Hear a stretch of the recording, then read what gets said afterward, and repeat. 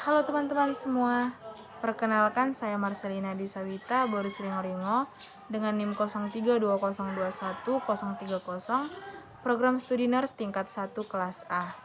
Nah, baik, di sini saya akan menjelaskan anatomi fisiologi sistem endokrin. Pertama-tama, kita harus tahu dulu apa sih itu sistem endokrin. Baiklah teman-teman, kita langsung saja ke pembahasannya.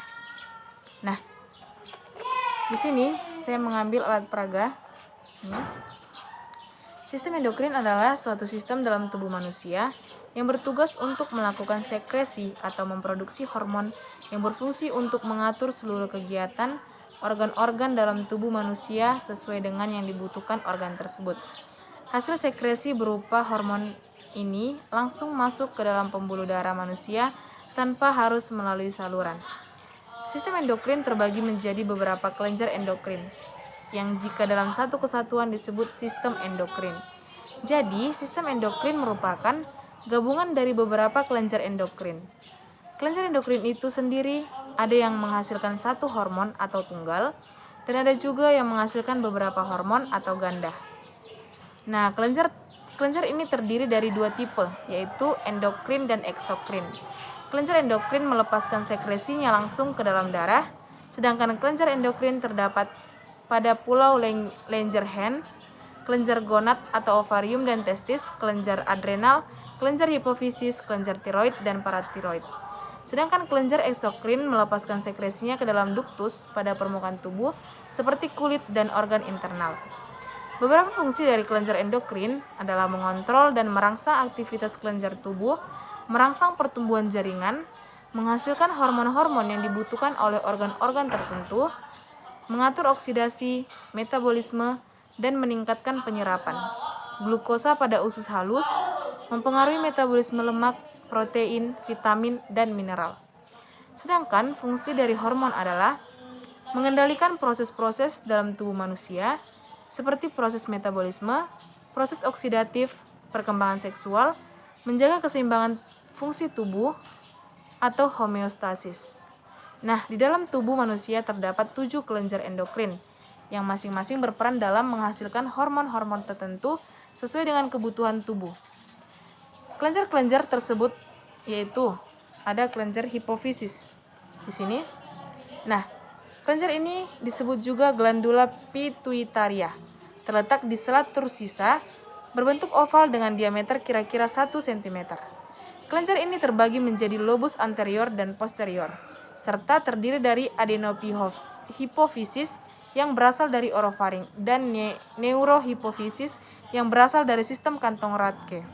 Hipofisis dikenal sebagai master of gland karena kemampuan hipofisis dalam mempengaruhi atau mengontrol aktivitas kelenjar endokrin lain dengan menghasilkan bermacam-macam hormon untuk mengatur kegiatan kelenjar endokrin lainnya. Terletak di bagian otak besar di sini.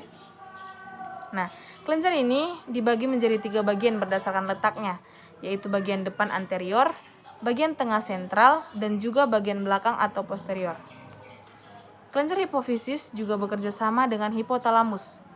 Nah, untuk mengendalikan organ-organ dalam tubuh. Kelenjar hipofisis menghasilkan beberapa macam hormon. Yang pertama, hormon somatotropin yang berfungsi untuk merangsang metabolisme protein dan lemak serta merangsang pertumbuhan tulang dan otot. Yang kedua, hormon tirotropin yang berfungsi untuk merangsang pertumbuhan dan perkembangan dari kelenjar gondok dan juga untuk merangsang sekresi tiroksin. Yang ketiga, ada hormon adenokortikotropin atau ACTH yang berfungsi untuk mengontrol perkembangan dan pertumbuhan aktivitas kulit ginjal dan merangsang kelenjar adrenal untuk memproduksi hormon glukokortikoid. Yang keempat, ada hormon laktogenik yang berfungsi untuk memelihara korpus luteum sehingga dapat menghasilkan progesteron atau hormon perkembangan dan pertumbuhan primer pada wanita dan air susu ibu. Yang kelima, ada hormon gonadotropin yang berfungsi untuk merangsang pematangan folikel dalam ovarium, menghasilkan hormon estrogen atau pertumbuhan dan perkembangan sekunder pada wanita, dan menghasilkan progesteron pada wanita. Sedangkan pada pria, hormon gonadotropin yang berfungsi untuk merangsang terjadinya spermatogenesis atau siklus pembentukan sperma pada pria, serta merangsang sel-sel interstitial untuk menghasilkan hormon androgen dan testosteron. Selanjutnya, kelenjar hipofisis bagian tengah. Kelenjar hipofisis bagian tengah ini hanya memproduksi satu hormon yang disebut dengan melanocyte stimulating hormone atau MSH. Hormon ini bertanggung jawab terhadap pewarnaan pada kulit manusia. Semakin banyak melanosit yang diproduksi, maka semakin hitam kulit seseorang. Selanjutnya ada kelenjar hipofisis bagian belakang. Nah, kelenjar hipofisis bagian belakang ini menghasilkan dua macam hormon, yaitu hormon vasopressin atau hormon diuretik yang berfungsi untuk mempengaruhi proses reabsorpsi urin pada tubulus distal ginjal untuk mencegah terlalu banyak urin yang keluar. Selanjutnya ada hormon oksitosin yang berfungsi untuk merangsang otot polos yang terdapat di uterus atau alat reproduksi pada wanita. Selanjutnya ada kelenjar tiroid dan paratiroid di sini. Nah, kelenjar tiroid ini terletak di bagian depan leher atau bagian depan kerongkongan tepat di bawah kartilago krikoid antara fascia colimedia dan fascia prevertebralis. Dalam ruang yang sama juga terletak trakea esofagus, pembuluh darah besar, dan saraf. Kelenjar tiroid melekat pada trakea dan melingkari 2/3 sampai 3/4 lingkaran. Pada orang dewasa, berat tiroid kira-kira 18 gram. Kelenjar ini menghasilkan dua bentuk hormon sebagai berikut. Yang pertama, hormon tiroksin yang berfungsi untuk mengatur pertumbuhan dan perkembangan tubuh manusia, mengatur aktivitas saraf, dan juga mengatur metabolisme organik. Ada juga hormon triodontironin, fungsinya sama dengan hormon tiroksin. Fungsi hormon tiroid ini untuk mengatur laju metabolisme tubuh, pertumbuhan testis, saraf, dan tulang, mempertahankan sekresi GH, menambah kekuatan kontraksi otot dan irama jantung, dan merangsang pembentukan sel darah merah. Nah, kelenjar paratiroid, kelenjar ini terletak di setiap sisi dari kelenjar tiroid. Nah, di sini. Kelenjar paratiroid ini menghasilkan hormon yang berfungsi untuk menjaga keseimbangan kalsium dalam darah dan juga mengatur metabolisme fosfor. Kelenjar paratiroid ini tumbuh di dalam endoderm, menempel pada bagian anterior dan posterior. Selanjutnya ada kelenjar anak ginjal. Di sini, dekat ginjal. Nah, kelenjar ini terletak di kutub atas kedua ginjal. Kelenjar suprarenal atau kelenjar anak ginjal menempel pada ginjal, terdiri dari dua lapis, yaitu bagian korteks dan medula. Korteks adrenal mensitesa 3 hormon, yaitu mineralokortikoid atau aldosteron, berfungsi mengatur keseimbangan elektrolit dan meningkatkan retensi natrium dan ekskresi kalium, membantu dalam mempertahankan tekanan darah normal dan curah jantung. Kemudian ada glukokortikoid, berfungsi dalam metabolisme glukosa yang meningkatkan kadar glukosa darah, metabolisme cairan dan elektrolit, inflamasi, dan imunitas terhadap stresor. Kemudian ada androgen atau hormon seks. Kelebihan pelepasan androgen mengakibatkan virilisme atau penampilan sifat laki-laki secara fisik dan mental pada wanita. Dan kelebihan pelepasan estrogen mengakibatkan ginekomastia dan retensi natrium dan air. Sedangkan bagian medula berfungsi untuk menghasilkan dua hormon, yaitu hormon adrenalin. Hormon adrenalin yang berperan dalam segala hal yang berhubungan dengan peningkatan fisiologi manusia, seperti meningkatkan denyut jantung, meningkatkan kecepatan pernapasan, dan menyempitkan pembuluh darah manusia. Kemudian ada hormon noradrenalin, yang berfungsinya adalah kebalikan dari hormon adrenalin. Kemudian ada kelenjar pankreas. Ini pankreas terletak di rongga abdomen atas, panjangnya sekitar 10-20 cm dan lebarnya 2,5-5 cm. Mendapat asupan darah dari arteri mesenterica superior dan splenicus. Nah, kelenjar pankreas ini berfungsi sebagai endokrin dan eksokrin. Sekresi hormon pankreas dihasilkan oleh pulau Langerhans. Setiap pulau Langerhans berdiameter 75-150 mikron.